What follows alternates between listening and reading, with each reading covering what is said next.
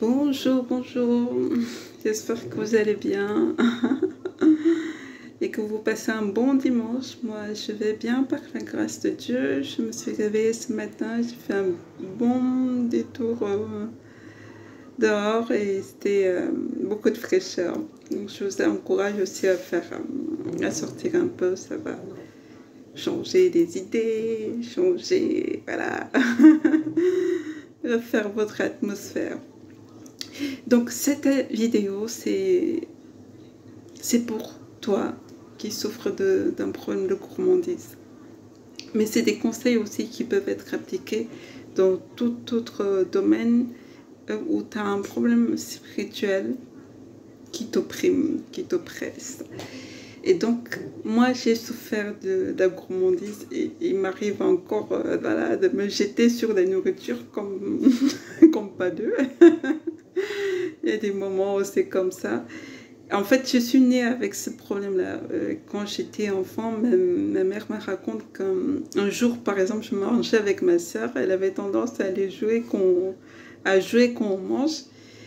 Et donc, il suffisait juste qu'elle tourne le dos, jouer un peu, et quand elle revenait, là, il n'y avait plus rien. Donc, j'avais ça, ce problème-là. Et c'est un problème j'avais, mais je ne savais pas comment m'en sortir. Voilà, tu as ça, mais tu veux bien en sortir. C'est toi, mais tu n'aimes pas ça, mais voilà, tu ne sais pas.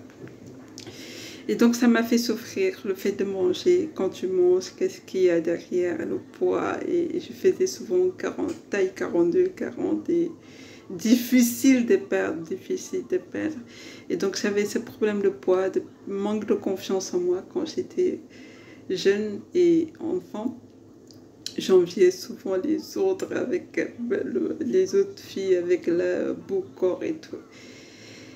Et ça a travaillé en moi. Ça a travaillé en moi, ça m'isolait, ça me... Voilà. Et les autres problèmes que j'ai pu avoir. Et donc, comment j'ai géré ça? Je me suis rendu compte que c'est un travail qui doit s'effectuer déjà mentalement. Mentalement. Parce que moi, c'est des voix. Tu entends des voix qui te priment, va manger. Mange, mange, mange. Et donc, quand c'est comme ça, quand tu ne travailles pas dans ta tête, tu obéis, tu vas manger. Quand ils te priment, quand ces voix-là te priment, tu obéis, tu vas manger. Excusez-moi. Tu vas manger. Et donc tu manges, mais le résultat te prime encore plus. Et donc c'est un travail, une lutte à faire avec ces voix-là, cette voix-là. Quand elle vient, tu dois rester tranquille. Dis, tu viens pour me parler, me dire d'aller manger. Alors, dans ton ordre là, hein, d'aller manger, qu'est-ce que tu m'apportes? J'analyse. Hein. Est-ce que c'est des gros bras? C'est ça que tu vas m'apporter? Est-ce que c'est un gros ventre? C'est ça que dans ta demande là d'aller manger. Est-ce que c'est un gros ventre? Est-ce que c'est des grosses jambes? Il y a des femmes qui aiment des grosses jambes. Est-ce que c'est des grosses jambes? Qu'est-ce que tu vas m'apporter? Est-ce que c'est la déprime? Tu fais cette analyse-là pour répondre à cette voix.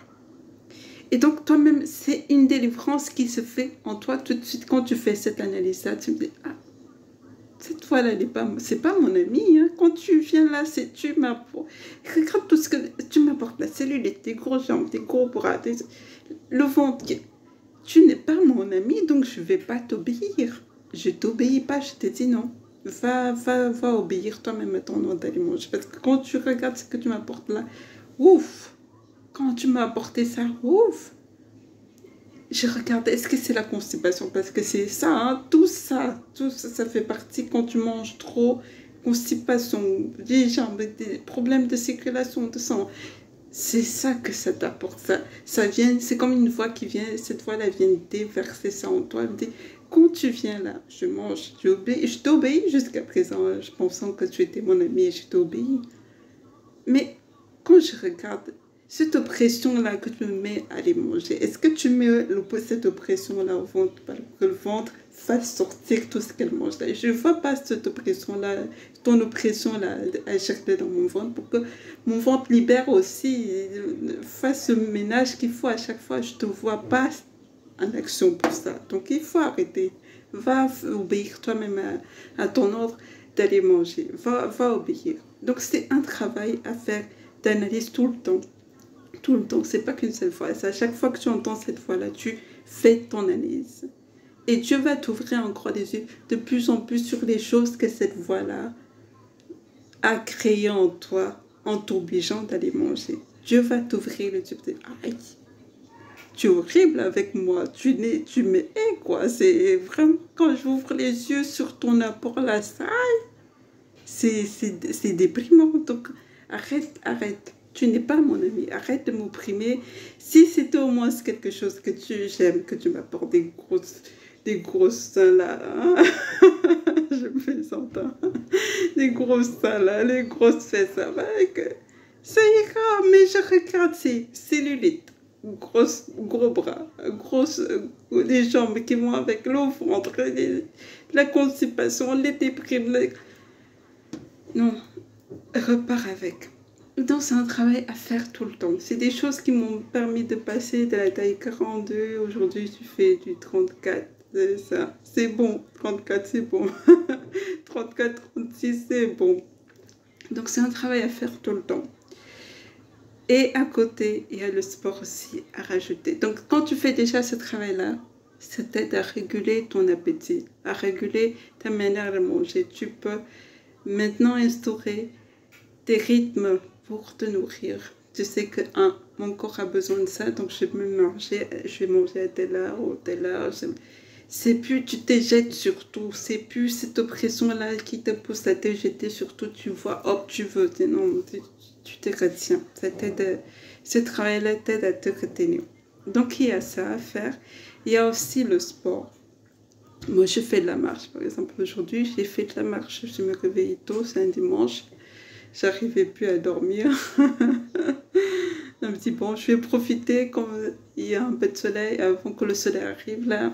Et c'était top. Il y avait une fraîcheur. Le côté, la voie que j'ai choisie, il y a une telle fraîcheur. Je suis sortie, j'ai marché, revenue en paix. J'ai fait aussi un tour au marché. J'ai acheté du melon. Et donc, c'est la marche. Ça t'aide à perdre des calories. Et si tu peux t'inscrire aussi dans une salle de sport, tant mieux. Et quoi que moi je préfère, ça t'aide à rencontrer les gens, à parler les gens, voilà, ça t'encourage aussi, vous encouragez les uns aux autres. Je me suis jamais inscrite dans une salle de sport, mais j'imagine, les gens disent que voilà, c'est ça. Je préfère plus un truc à la maison, j'ai quelques appareils là à la maison pour faire la marche encore. Et je peux faire à la maison parce que comme j'ai plein de choses à faire, je veux gagner en temps. Parce que pour moi, si je vais en salle de sport, le temps de marcher pour aller jusqu'à la salle, de revenir, c'est pour moi du temps que je perds. Et donc il faut que j'ai choisi d'être peut-être plus tard, hein, quand j'aurai un rythme plus adapté, je pourrais aller en salle de sport. Mais pour l'instant, c'est vraiment à la maison que je peux faire mon sport, ma marche, finie, et je peux passer à une autre activité. Et donc, c'est le sport. Le sport, ça t'aide à dire stop. Stop à cette voix-là qui t'opprime pour manger. Stop à cette chair-là qui, voilà, tu la tues aussi parce que tu la fatigues. Hein? Le fait de faire du sport, tu la fatigues, elle est fatiguée, elle arrête de trop parler sur toi pour t'amener à faire des choses que tu vas pas... les conséquences de ça, ça va pas te plaire. Donc voilà, c'est une vidéo que je voulais faire pour aider toute personne qui souffre de problèmes de gourmandise. Partager, ça peut aider votre enfant déjà, si vous avez des enfants. Moi j'étais enfant quand je souffrais de ça, j'ai pas eu quelqu'un, excusez-moi, qui est venu vraiment pour me dire, voilà, t'as ce problème, je vois que t'as ce problème, fais ça, C'était plus des moqueries. Ah, elle mange trop. Elle mange trop. Donc, c'était plus ce bagage de on se moque de moi. Voilà, j'ai ce problème. Tu sais déjà quand tu as un problème, quand on rajoute des moqueries, oh là là, pitié de. Donc, tu as son enfant qui peut souffrir de ça. Transmets-lui les messages, apprends-lui à, à examiner son corps. C'est ce qui se passe, ce qui, cette voie-là l'apporte. Voilà, ça va l'aider à, à ouvrir les yeux. Parce que c'est comme si on te fermait les yeux pour que tu ne vois pas cette réalité. Elle est là, elle te fait souffrir, mais tu ne fais pas le lien. Tu peux aller, bon, toi, tu m'apportes quoi? Donc, ça va l'aider à travailler sur ça. Donc, transmets-lui la vidéo, ce que tu as pu écouter ou fais-lui écouter le message. Je pense pas que fais-lui écouter la vidéo, enfin, transmets-lui. Et apparemment, un parent peut avoir des mots encore plus... tu connais le cas de ton enfant, tu peux avoir les mots, des exemples pour plus l'aider. La personne, ton enfant n'attend pas qu'on... Tu te moques de lui. Moi, j'ai vécu ça, c'était... Voilà. Cet enfant-là n'attend pas que tu sois là en train de te moquer de lui, mais plutôt que tu l'accompagnes vers la sortie de ce problème-là qui le fait déjà souffrir. Voilà, c'est tout ce que j'ai à dire pour cette vidéo. Transmettez, partagez autour de vous, ça peut aider. Et je vous souhaite de passer un bon dimanche. Et comme je dis souvent dans les autres vidéos, j'ai beaucoup de choses à faire. Du coup, mon rythme des vidéos, je m'en excuse, n'est pas vraiment régulier. C'est pas vraiment régulier. C'est quand Dieu permet que je puisse transmettre vidéo et que je peux le faire. Et j'espère que ce que je vous transmets, ça vous aide. Ça vous aide. Moi, j'écoute beaucoup de vidéos et dans ces vidéos, je récolte des choses, voilà, qui me font avancer, qui me libèrent mentalement et dans d'autres problèmes. Donc, j'espère que ce que je transmets à travers ces vidéos, ça vous apporte. Voilà. Et partagez autour de vous. Je vous souhaite un bon dimanche et à bientôt, dès que Dieu permet. Au revoir.